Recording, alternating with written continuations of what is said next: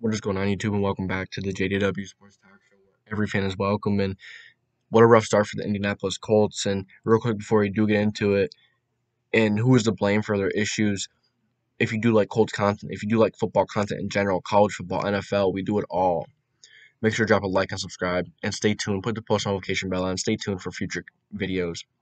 So, Indianapolis Colts had very high expectations coming into the season. Now, it is only week 2. It is only heading into week 3. Remember that, first few weeks are always rough. Starters don't usually play in preseason, but they do usually get time in training camp. But a lot of the Colts big time starters didn't really get that opportunity because Carson Wentz was hurt, Quentin Nelson was hurt, Ryan Kelly was hurt. Who else? Eric Fisher was hurt. He wasn't out there. And Xavier Rhodes was hurt. But this team, Darius Leonard was hurt. It's been rough. And now we have some more people hurting. Paris Campbell, Jordan Glasgow is a very, very, very good special teams player. And that's something that we can't really control. There's no one that you can really blame for the injuries. But one thing I do have a problem with is the trainers. It always seems like the players coming back too early. Or for players, the timetables are, timetables are timetables. Every player is different. That could be different. That's very easy to mess up. But you got to know when they're ready to go back out there. You got to know when they're ready.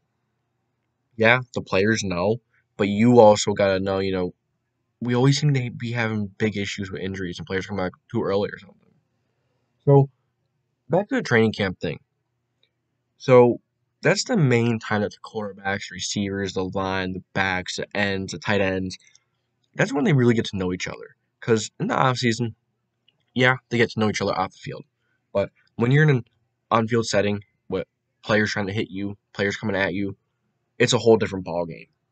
And that time in training camp is so valuable to the starters, to Carson Wentz getting to know his receivers, to the receivers getting to know Carson Wentz, the tight ends getting to know Wentz, for the line to get to know Carson Wentz, for the backs getting to know Carson Wentz, how he likes to hand the ball off. Everyone's different. Every quarterback is different. Every player is different in their own way. They're all unique. Every player is different, and you got to realize that they didn't play in the preseason either. A lot of these starters didn't play with each other in preseason either, so the real first game all these starters really had together, full-on live action, was at home versus Seattle. And Seattle is a very talented team. Russell Wilson, very, very, very good quarterback with very, very, very good weapons. A really good back in Chris Carson. Tight ends are iffy. O-line is iffy. Defense is iffy. But they absolutely embarrassed us week 1. I don't care what the score was. They absolutely embarrassed us. Yeah, we lost by 12 points? But they embarrassed us. That was a disgusting game. First half, defense was terrible. Offense was mediocre at best. Frank Reich's play calling was mediocre at best. And then you had the second half. Frank Reich's play calling, mediocre at best. Offense, mediocre. If that. And Carson Wentz actually played pretty well. He actually did. But I also feel Frank Reich needs to, I'm not going to say he needs to stop going for it and forth. He just has to put better things out there in the field. He can't be so predictable. Because we go to that Rams game, right? In that Rams game, it was, what was the score? 27-30. Let's just, 24-27. Lost by field goal, right? And the first drive, the Colts drive down the field, they're looking very good. Really good. And 3 times in a row, they pound it right at the middle with Taylor, Mack, or whoever it was. Very predictable, right? And then on 4th down, when you're on the 1-yard line, right? That's understandable. Opening drive, very solid drive. You're going down the field like it's nothing. You're going to do 3 runs in a row. Okay. 4th down, you run a play action. And Carson Wentz gets sacked 10 yards behind the line of scrimmage, which gives the Rams 10 yards more breathing room instead of being at the 1 and just fighting to get 1 first down or room for their punter. That's a big difference right there. Because then, if they don't get a first down, if they don't string together a few first downs, that defense is gashed. That Rams defense is gashed. Not gashed because it's still early in the game, but you know what I mean. They're out in the field a long time. They didn't get much of a rest. The offense didn't really do much to help them. But instead, the Rams took the ball at the 10-yard line, and they drove down the field like it was nothing and scored 7. But the Rams game showed us something. You know, the defense was fairly consistent throughout the game. There were a few drives where they struggled. Mainly the opening drives of the first and second half. That's what they really need to work on. But they do adjust very well. They do eventually figure it out and do very, very well. But they also got to start strong. You know, you can't put yourself in the hole and let the other offense score 21, 28 points in a half. Or sheesh, in a quarter. If we play a team like the Kansas City Chiefs and the defense goes to sleep for a quarter, never mind a half.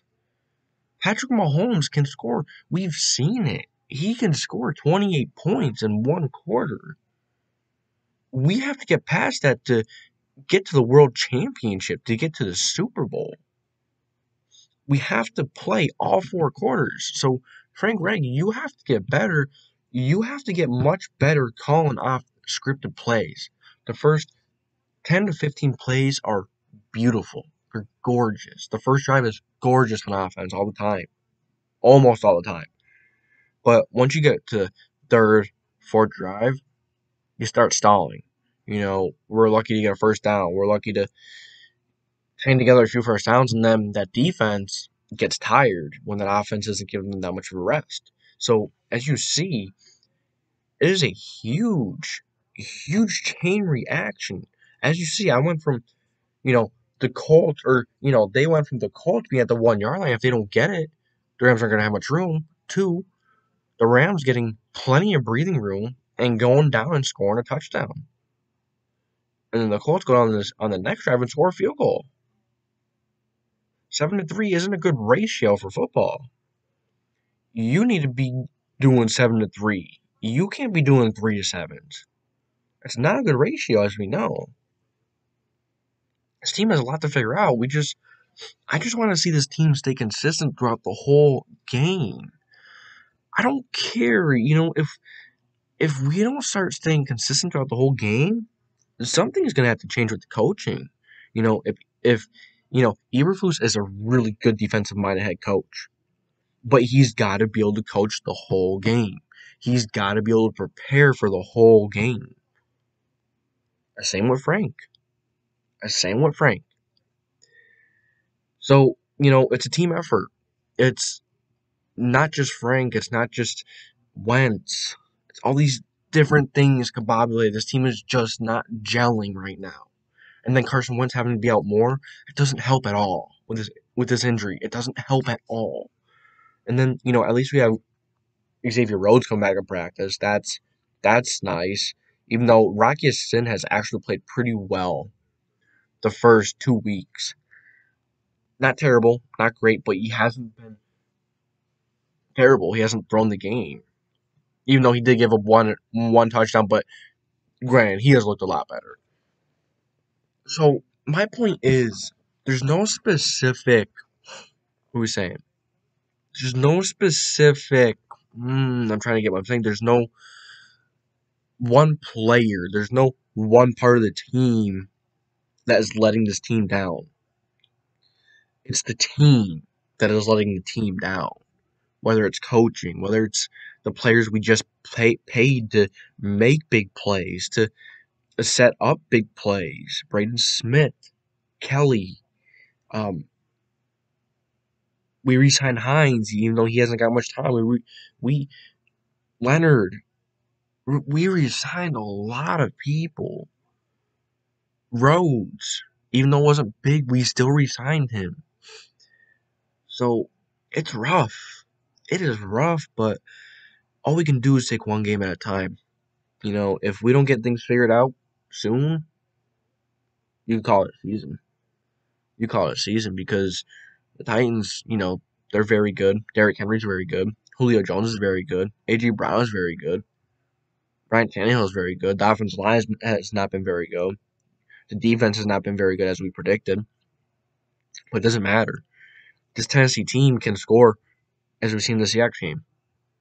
They're the only team in the league that can run every play and be down 2 or 3 possessions and still come back by running the ball. They don't have to throw it to come back 21 points. They could run the darn ball with Derrick Henry. And then you add Julio Jones and A.J. Brown to the mix. We got to play full quarters. We got to play a full game every game. We can't just come out the first drive and have a really good offensive drive. We have to do it every drive. I know, much easier said than done, but we have to. If we are going to consider ourselves Super Bowl contenders, a championship team, a championship caliber team that Chris Ballard has put together over these last few years, we have to put full games together to become great.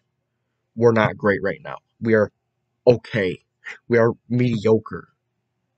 Until this team puts together, strings it together, mediocre, mediocre, mediocre. Yes, 3 times I said it. 4 times I'm going to make it. Mediocre team. Just how I see the team right now. Big players that are getting paid big money. Step up. Step up. Now, Braden Smith, you're hurt. Different story. But Ryan Kelly, step up. Quentin Nelson has done very well. Eric Fisher came in week 2 versus the Rams. He held his own. Who else? Man, these guys need to step up. Just step up. Our big playmakers need to step up. That's their thing right now. And, everyone, not just the big playmakers, every single freaking player. And don't forget special teams. Jordan Glasgow being out, that might affect special teams more than we believe. There may be someone else in there in special teams that doesn't normally play special teams or hasn't played it much or hasn't practiced much. And maybe he goes in the wrong lane. And maybe the team gets good or much better field position than they would have if Glasgow was in there. You got to realize all these small, tiny things become the big things later on in the game. Look at the missed opportunities with the threes at the goal line. Those little mistakes, those little problems become huge later on in the game, especially when you're playing a great team, a championship caliber team in the Seahawks and the Rams. And it's not getting any easier because we are going on the road in Tennessee in a hostile environment to play against a division rival. It doesn't get any easier from here. If not, it's only going to get harder. We're lucky that these 2 losses were in the NFC. That gives us breathing room in the AFC. I'd rather be 0-2 in the NFC than be 0-2 in the AFC. That's the plus I have right now. Other than that, I don't have much of a plus. Besides Carson Wentz playing really well. Offensive line has not played well. Michael Pittman has stepped up. Really happy he stepped up. Zach Haskell has really stepped up. Something that was the biggest question, the receivers, they stepped up. Now, the offensive line, the defensive line, the linebackers, the safeties. Safeties have been okay. They've struggled, and that's no secret. I don't know, man. I don't know. If this stuff continues with the injuries, if this team can't put a full game together, it's going to be a long season. Buckle up your chin strap and sit down and try to relax. It's going to be a long season if this is what we're in store for all season. It's going to be a long one. So it's whether they turn around now or they don't. They have to turn around now. If they beat the Titans, they're up there. Number 1 in the division, I believe. Maybe not. Maybe the Texans might have it. We don't know, though. We don't know. So let me know what you guys think about this Colts team. Who do you think is letting this team down? What do you think is letting this team down? Very interesting. Very, very rough start to the season. Nothing from what we were expecting. We were expecting at least 1-1 start, whether it was beat the Rams or the Seahawks. We needed to beat one of those two teams. We needed to. Oh well, things could only go up from here, right? They have to. They have to. So that's all I got for you guys today in this video. I let a lot of my feelings out. I let a lot of the truth out that I believe is the truth. Let me know what you guys agree with or disagree with. I thank you so much for stopping by. Thank you for all the support. And as always, we're not just talking sports. We're not just talking about our favorite NFL teams. We're changing lives. We're motivating others to achieve their dreams, no matter what position they're in, no matter where they are in life. It's never too late until it's late. Until it's too late. No, no, no. It's never too late. I'll catch you guys in the next one. Thank you. Love you guys so much. Peace out. Go Colts.